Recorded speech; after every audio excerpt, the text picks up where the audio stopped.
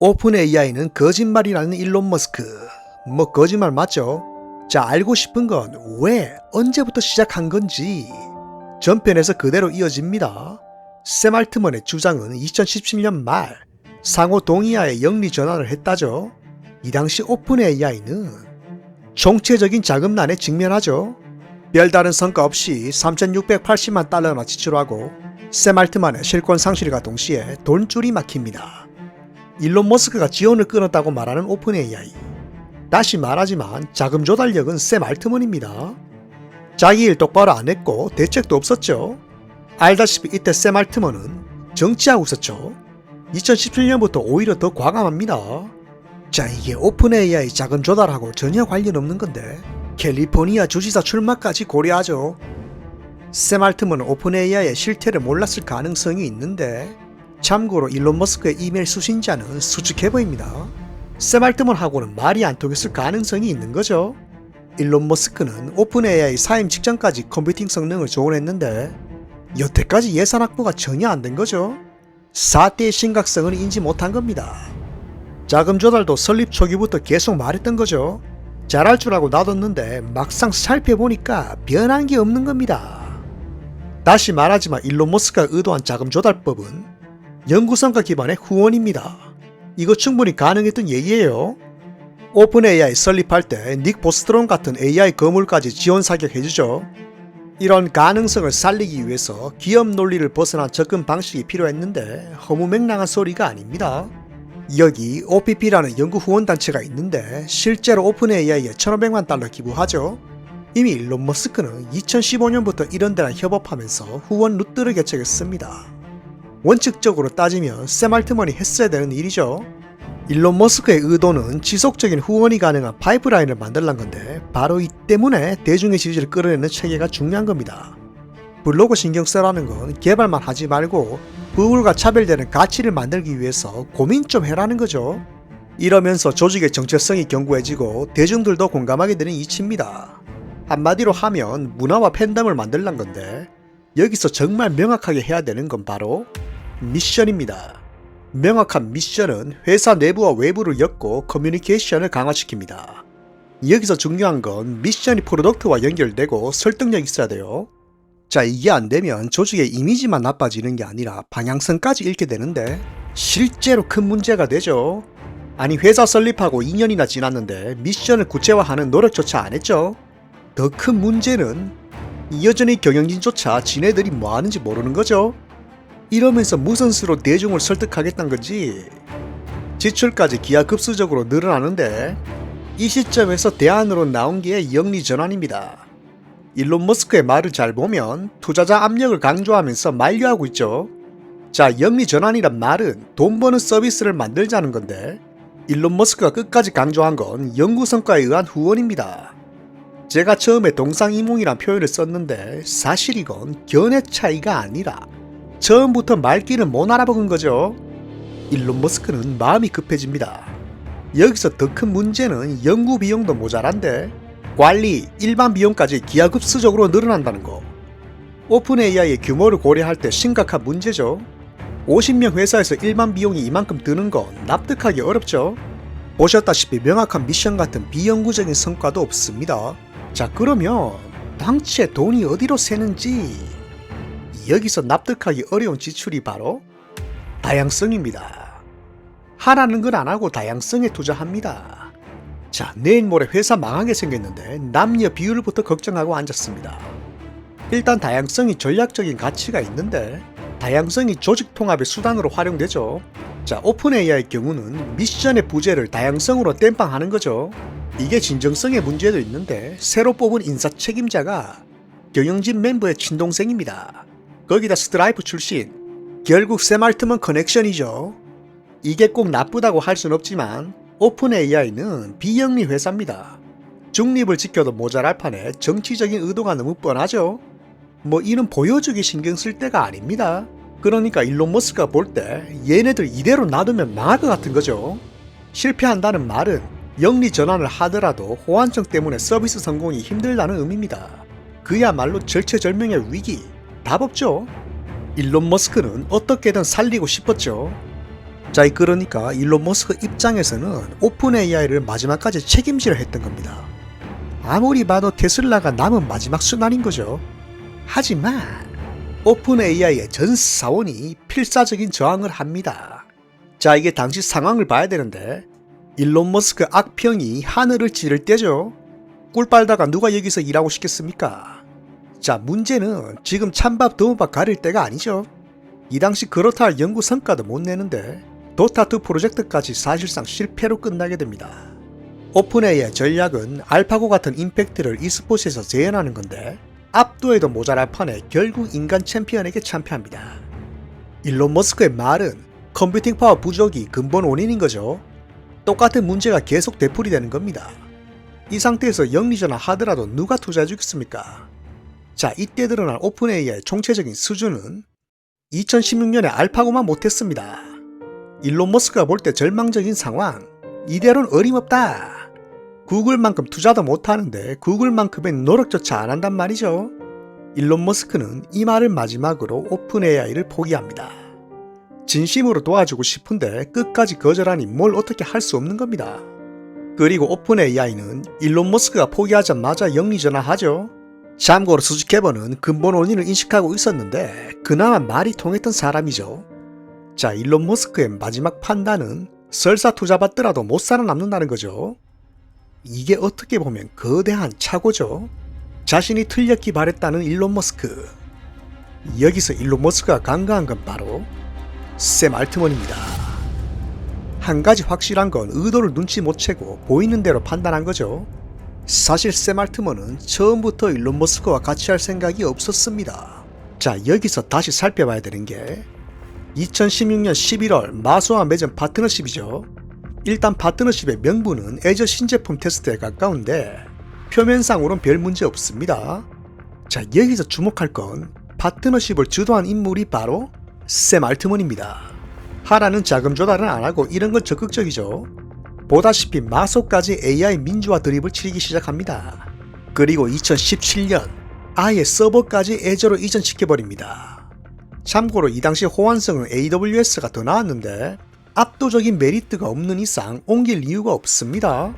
게다가 샘 알트먼은 현장 실무 전혀 몰랐죠. 프로젝트가 어떻게 돌아가는지 몰랐던 주제에 이런 개입을 한 겁니다. 이게 타이밍까지 의심스러운데 일론 머스크가 한창 정신없을 때 빛의 속도로 추진한 거죠. 참고로 이때가 테슬라 제일 힘든 시기였습니다. 이거 절대 우연이 아니죠. 테스터 파트너십 발표 시점에 서버 이전 작업을 하고 있었던 거죠. 그렇습니다. 사실 이건 처음부터 설계된 거죠. 마소는 파트너십 한 달 반 전에 뜬금없이 AI 민주화 미션을 발표합니다. 자, 여기서 주목할 건 마소가 말한 AI 민주화의 개념인데 일론 머스크가 말한 거하고 완전 똑같죠? 이거 믿기 힘들겠지만 사실 샘 알트먼은 오픈AI 설립 때부터 마소를 엮은 겁니다. 그리고 2017년 7월 계획을 성공시킨 샘 알트먼은 미래의 성공을 직감합니다. 이런 트윗을 뜬금없이 남긴 거죠. 여기서 키워드는 빅테크입니다. 바로 이것이 샘 알트먼의 목표죠. 폴 그레엄은 이걸 7년이나 지난 시점에 샘 알트먼이라고 강조하죠. 이제 보니까 모든 것의 앞뒤가 맞아떨어지는 겁니다. 전부 샘 알트먼의 계획인 거죠. 타임라인을 잘 보세요. 서버 이전으로 물리적인 통제권을 손에 쥐고 다양성 인사로 사내 정치를 장악합니다. 일론 머스크는 처음부터 버릴 계획이죠. 사실상 오픈AI 핵심 멤버들 다 짜고 친 건데 영리전환 넉 달 만에 챗GPT 발표. 이때가 2009년 6월인데 바로 이 다음 달 마소로부터 10억 달러 투자를 받죠. 아무리 빨라도 6개월은 걸리는 게 투자 유치입니다. 게다가 넉 달 만에 만든 시제품으로 어떻게 10억 달러나 받는지 말이 안 됩니다. 최소한 챗GPT는 이때부터 개발된 거죠. 마치 일론 머스크가 없어지길 기다렸다는 듯한 전개. 이건 거짓말 수준이 아니죠. 사실 일론 머스크는 처음부터 농락당한 겁니다. 샘 알트먼은 처음부터 영리 목적의 서비스를 설계하고 오늘날의 전개를 준비한 거죠. 일론 머스크는 마지막까지 눈치 못 챈 거죠. 한마디로 하면 샘 알트먼은 믿고 있었습니다. 여기서 샘 알트먼은 자신에게 농락당한 사실을 재확인시켜줍니다. 확인 사살인데 5년 전 트윗에 언제든지라고 답변한 거 기억하시죠? 시기를 잘 보세요. 2019년 5월 말인데 바로 이 다음 달 투자 받죠? 이때 겉으로 편들어주는 것처럼 보이지만 뒤에서 엿먹이고 있었죠. 당시 일론 머스크는 그런 줄도 모르고 고맙다고 합니다.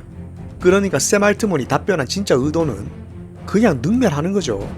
얼마든지 고소해라. 넌 이때 속는 줄도 몰랐지. 뭐 이런 의미죠. 이제 모든 퍼즐이 합쳐집니다. 처음부터 이용해 먹을 작정이었죠. 일론 머스크를 끌어들인 이유는 여론의 주목을 받고 초기 자금을 확보할 목적입니다. 알다시피 일론 머스크는 필요한 모든 것을 제공했습니다. 이렇게 따지고 볼 때 사실 자금 조달은 의도적으로 안 한 거죠. 처음부터 마소와 계획하고 의도적으로 절박한 상황을 만든 겁니다. 일론 머스크를 스스로 포기하게 하고 투자 유치를 정당화할 여론과 명분을 만든 거죠. 영리 전환의 원인을 일론 머스크 탓으로 돌리는 거죠. 직원들 입장에선 생존이 달린 문제입니다. 일이 이렇게 되니까 마소밖에 선택지가 없는 것처럼 보였겠죠. 당시 오픈AI 직원들은 샘 알트먼이 구세주로 보였을 겁니다. 수측해봐도 갈등했겠죠. 연구를 계속하기 위해서라도 따라갈 수밖에 없었던 겁니다. 일론 머스크는 마지막까지 철저히 이용당했습니다. 이제 일론 머스크의 아이디어까지 그대로 이용하죠. AI 민주화의 개념도 일론 머스크가 만든 겁니다. 오픈AI 이름까지 일론 머스크가 생각한 거죠. 이게 왜 오픈이냐면 오픈소스에 의한 집단지성으로 악한 AI를 막는다는 의미입니다. AI로 대중을 통제하는 기업에 맞서서 대중이 힘을 합치고 싸울 수 있는 무기를 제공하는 거죠. 자, 여기서 샘 알트만의 AI 민주화는 교묘하게 변하죠. 윤리 때문에 기술을 독점해서는 안 된다는 건데 사회적 합의를 기다리면 발전이 늦다는 거죠. 여기서 AGI가 빨리 나올수록 유토피아가 된단 말인데 이걸 합리화시키는 개념도 집단지성입니다. 사람들이 많이 쓰면 쓸수록 AGI를 달성한다는 의미인데 같이 완성한다는 명분으로 본질을 세탁하죠. 바로 이것이 샘 알트먼의 플레이북입니다. 자, 여기서 샘 알트만이 대중을 통제하는 핵심은 미래에 대한 공포죠. 미지의 변화를 두려워하는 본능적인 심리를 자극하는 겁니다. 그리고 이런 변화를 주도하는 사람이 자기 자신이란 걸 은연중에 인식시키죠. 알다시피 샘 알트먼이 구체적인 미션이나 계획을 얘기한 적은 단 한 번도 없습니다. 이게 다분히 의도적인 건데 의문이 사라지면 두려움도 사라지기 때문입니다. 알고 보면 이런 화법이 대중을 통제하는 방법이죠. 샘 알트먼이 항상 주장하는 건 발전을 위해서 다수의 희생은 어쩔 수 없다는 식인데 뭔가 미래를 내다보는 사람 같죠. 사실 이런 게 다 마케팅이란 거죠. 언론까지 이러다 보니까 마치 미래가 샘 알트먼에게 달린 것 같은 분위기가 됩니다. 여기서 좀 교활한 게 이런 걸 부정하지 않는 화법이죠. 추상적인 표현으로 막연한 두려움을 자극합니다. 의도가 뻔한데 결국 자기만 잘 따라오면 된다는 걸 세뇌시키는 거죠. 이걸 아셔야 돼요. 이렇게 대중을 무력화하고 자신을 신격화하는 수법이 사이비 종교의 메커니즘입니다. 사실 샘 알트먼은 오래전부터 준비하고 있었습니다. 지금 수많은 사람들이 핵심을 놓치고 있습니다. 제가 늘 말하지만 위험한 건 AI가 아니죠. AI를 무기화하고 악용하는 사람들이 무서운 겁니다. 이런 행동 자체가 AI를 무기화하고 은연중에 복종을 강요하는 거죠. 권력의 목적으로 기술이 악용된 대표적인 사례입니다. 이런 인물이 권력을 가지는 게 AI 시대의 실존적 위협인 거죠. 그럴 만한 능력과 힘이 있는 인물입니다. 일생에 걸쳐서 준비한 계획이죠. 어디까지 계획한 건지 알 수 없죠. 앞으로 어떻게 될지 전혀 예측할 수 없습니다. 지금 이 두 사람은 인류 문명이 걸린 체스 게임을 하고 있습니다. 서로의 방식을 너무 잘 알죠. 이제 모든 것을 알아버린 일론 머스크. 이 모든 것은 피할 수 없는 숙명입니다. 과연 일론 머스크는 무슨 생각을 할까요? 문명을 지키기 위해 산 선택이 괴물을 만들고 세계를 위험하게 한 거죠. 아마도 일론 머스크는 인류 전체에 대해 책임감을 느끼겠죠. 자, 역설적으로 이 모든 것을 바로잡을 사람은 일론 머스크 단 한 사람뿐입니다.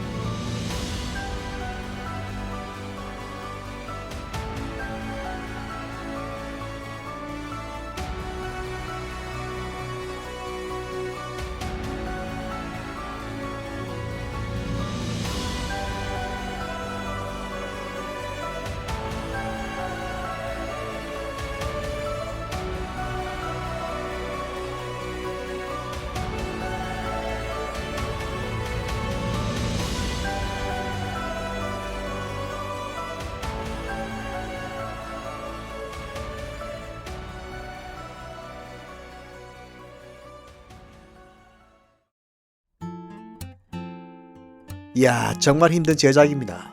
일단 이번엔 여기서 마무리하겠습니다. 자, 끝이 아니라 굳이 따진다면 파트 1 끝. 감자 피는 건 있지만 일단 더 봐야 되는 부분이고, 문제는 제가 살아야 됩니다. 이야, 이번에도 정말 간단하게 한다 했는데 다시 스스로 무덤 팠습니다. 자, 우선 간단하게 좀 진행하면서 앞으로 상황을 보겠습니다. 적어도 앞으로 2달은 더 있어야지 이번 이야기가 좀 어떻게 진행이 더 될 것 같네요. 자, 영상의 취지는 누가 이기고 더 낫고 이런 게 아니라 AI 시대에 제가 보는 걸 같이 보고 같이 알고 같이 준비하자는 거에 가깝고, 언론 불신의 시대에 시야를 넓히고 사고의 확장을 도우자는 의도가 있습니다. 뭔가 더 극적으로 만들고 싶었지만 어느 정도는 냉정하게 보고 같이 생각할 계기도 마련하고 싶었습니다. 문제는 뭐 어떻게 마무리할 수 있는 게 아니죠. 이제 시작입니다. 야, 샘 알트먼 이거. 개인적으로 이번 시리즈에서 연상되는 서사가 있긴 합니다. 이게 어떻게 보면 둘 사이의 관계가 아나킨과 오비안에 비유되겠죠. 제가 볼 때는 다스베이더보다 더합니다. 굳이 비유하자면 그리피스빈이라고 해야 되나? 야망을 위해서 모든 걸 팔아먹었죠. 첫 번째는 자신을 키워준 YC와 폴 그레엄을 통째로 팔아먹었습니다. 그 다음은 전우이자 스승인 일론 머스크를 처음부터 이용하고 내다버렸죠. 일론 머스크의 심정은 복잡하겠죠. 자신을 이해한다고 믿은 사람에게 배신당하고 세계가 위험에 빠진 거죠. 따지고 보면 멍석 깔아준 사람이 일론 머스크입니다. 개인적으로 이 영화보다 영화 같은 실화에서 베르세르크 황금 시대의 감동을 느꼈습니다. 이 정말 운명적이죠. 어떻게 하면 이런 서사가 나오는지. 정말 어떻게 보면 우리가 문명의 갈림길에 있다는 걸 느끼네요. 역사를 보면 시대가 변하기 전에 이런 위대한 스토리가 있죠. 자, 이게 어떻게 보면 르네상스 시대의 역사가가 이런 기분이었지 않나 합니다. 네, 이번 시리즈 여기서 마치겠습니다.